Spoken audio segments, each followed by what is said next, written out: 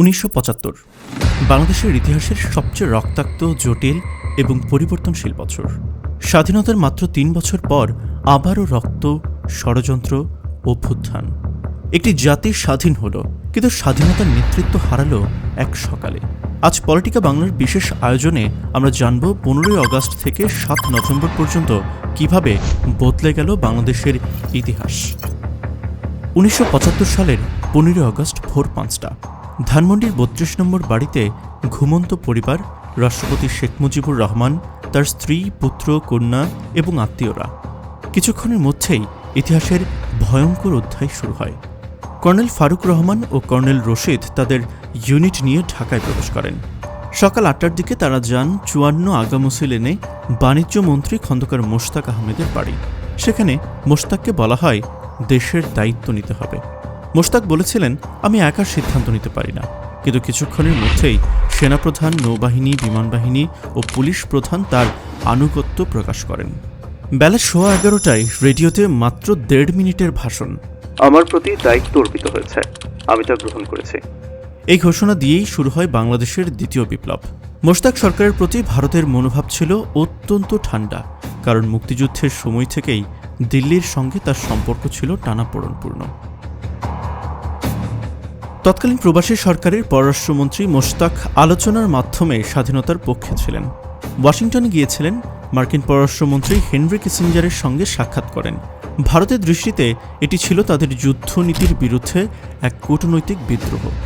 ভারতের কৌশল ছিল পাকিস্তান ভাঙা, পূর্ব সীমান্তে স্থিতি আনা এবং সোভিয়েত মিত্রতার সুযোগ নেওয়া।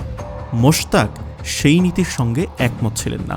ফলে নয়াদিল্লি মোশতাককে ক্ষমতায় দেখে অসন্তুষ্ট হয়, আর বাংলাদেশের নতুন সরকার কূটনৈতিকভাবে এক ঘরে হয়ে পড়ে। একই সময়ে লন্ডনে অবস্থানরত কিছু বাংলাদেশি তরুণ বিবিসি বাংলা, ছাত্র সংগ্রাম পরিষদ ও বিদেশি মিডিয়ার মাধ্যমে মুক্তিযুদ্ধের পক্ষে প্রচারণা চালাচ্ছিলেন। তাদের সঙ্গে যোগাযোগ ছিল সোভিয়েত দূতাবাসের দ্বিতীয় সচিব গেনাডি জুরাফলভের। সোভিয়েতরা জানতে চাইছিল বাংলাদেশের রাজনৈতিক ভবিষ্যৎ কোন দিকে যাচ্ছে।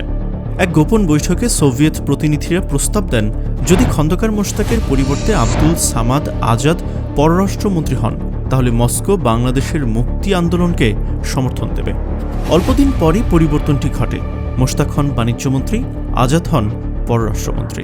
কিন্তু এই আন্তর্জাতিক টানাপোড়েনের মধ্যেই ঢাকা আবারও দুলতে থাকে।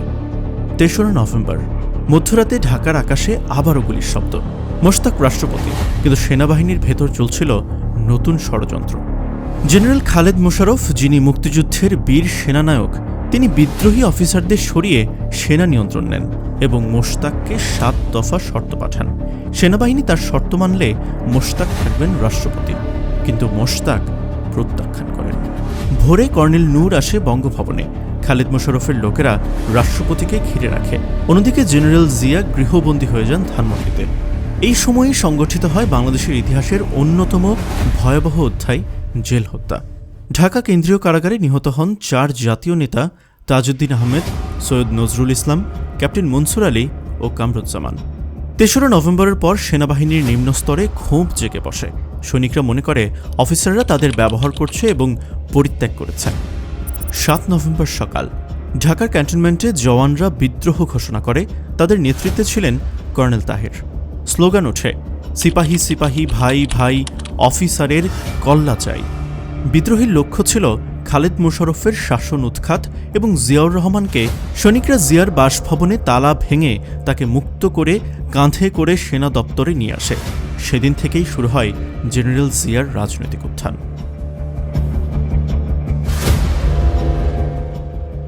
জেনারেল জিয়া দেশের নিয়ন্ত্রণ নেন ধীরে ধীরে, তবে দৃঢ়ভাবে।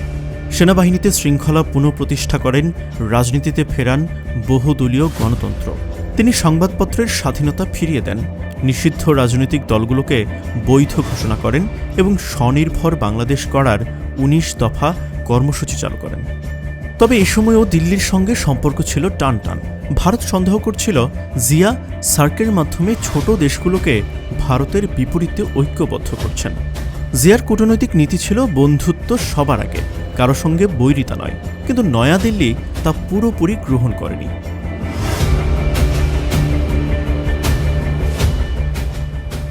শেখ হাসিনা ও শেখ রেহানাকে ফেরাতে জিয়ার কূটনৈতিক প্রচেষ্টা ব্যর্থ হয় প্রথমে। শেষে ডক্টর কামাল হোসেন ও আব্দুর রাজ্জাকের মাধ্যমে তিনি তাদের দেশে ফেরান। কিন্তু এর মধ্যেই জমে উঠেছিল নতুন ষড়যন্ত্র। 1981 সালে চট্টগ্রামে জিয়া নিহত হন। 1975 থেকে 1981 এই 6 বছর বাংলাদেশের ইতিহাসের সবচেয়ে পরিবর্তনশীল সময়। রাষ্ট্রপতি হত্যা, সামরিক শাসন, বিদ্রোহ, গণতন্ত্রের পুনর্জন্ম সবকিছুর মধ্যেই তৈরি হয় নতুন বাংলাদেশ। 7 নভেম্বর শুধু একটি তারিখ নয়, এটি বাংলাদেশের রাজনীতির মোড় পরিবর্তনের প্রতীক। কেউ একে সিপাহী জনতার বিপ্লব বলে, কেউ বলে সামরিক পালাবদল, কিন্তু সত্যি হলো এই দিনেই জন্ম নেয় নতুন রাজনৈতিক সংস্কৃতি। 1975 আমাদের শিখিয়েছে স্বাধীনতা শুধু অর্জনের নাম নয়, রক্ষারও দায়িত্ব আছে। রাজনীতি শুধু ক্ষমতার নয়, আদর্শেরও প্রতিফলন। আজকের পলিটিকা বাংলা বিশেষ আয়োজনে আমরা দেখেছি কিভাবে ষড়যন্ত্র, অভ্যুত্থান আর প্রতিরোধ মিলে তৈরি করেছে বাংলাদেশের রাজনীতি। ইতিহাসের প্রতিটি অধ্যায় শেখায় গণতন্ত্র কেবল ভোট নয়, এটি প্রতিদানের অঙ্গীকার।